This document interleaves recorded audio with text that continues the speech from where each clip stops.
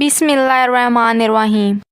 रसूल अकरम सल्लल्लाहु अलैहि वसल्लम ने खुद हज़रत अबू बकर सदीक़ रज़ियल्लाहु अन्हु को जन्नत की बशारत दी, बल्कि जन्नतियों की एक जमात का सरदार भी बताया और उन्हें यह भी बताया कि जन्नत के सब दरवाज़े उन्हें पुकारेंगे और ख्वाहिश करेंगे कि हज़रत अबू बकर रज़ियल्लाहु अन्हु उससे दाखिल हों।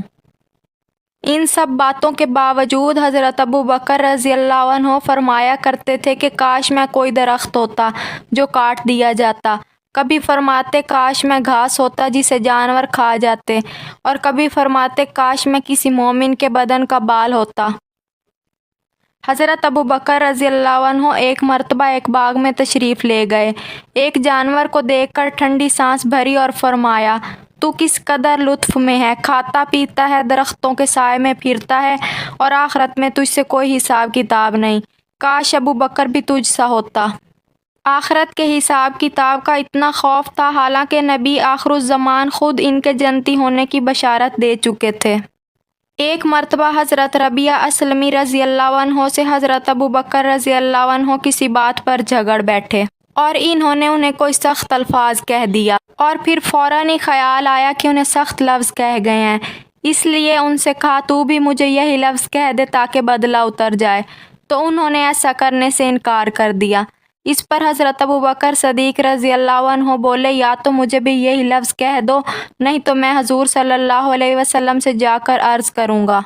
हज़रत रबिया असलमी रज़ियल्लाहु अन्हु ने इस पर भी इनकार किया, तो हज़रत अबू बकर रज़ियल्लाहु अन्हु उठकर चले गए। उनके उठ जाने के बाद हज़रत रबिया असलमी रज़ियल्लाहु अन्हु के अज़ीज़ रिश्तेदार कहने लगे, ये भी खूब है, खुद ही ज़्यादती की और खुद ही हज़ूर सल्लल्लाहु अलैहि वसल्लम से शिकायत करेंगे। उनकी ये बात सुनकर हज़रत रबिया असलमी रज़ियल्लाहु अन्हु बोले, तुम जानते भी हो ये कौन है? ये अबू बकर सदीक़ रज़ियल्लाहु अन्हु हैं। अगर ये खफा हो गए तो अल्लाह ताला के रसूल मुझसे खफा हो जाएंगे, और जिससे अल्लाह ताला के रसूल सल्लल्लाहु अलैहि वसल्लम नाराज़ हो जाएं उससे अल्लाह ताला नाराज़ हो जाएंगे। फिर रबिया के बर्बाद होने में कोई कसर नहीं रहेगी। उसके बाद हज़रत रबिया असलमी रज़ियल्लाहु अन्हु हज़ूर अकरम सल्लल्लाहु अलैहि वसल्लम की खिदमत में हाजिर हुए और सब बयान किया। आप सल्लल्लाहु अलैहि वसल्लम ने यह सुनकर फरमाया, ठीक है, तुम्हें जवाब में और बदले में नहीं कहना चाहिए था, अलबत्ता बदले में यूँ कहते, अबू बकर अल्लाह ताला तुम्हें माफ़ करे।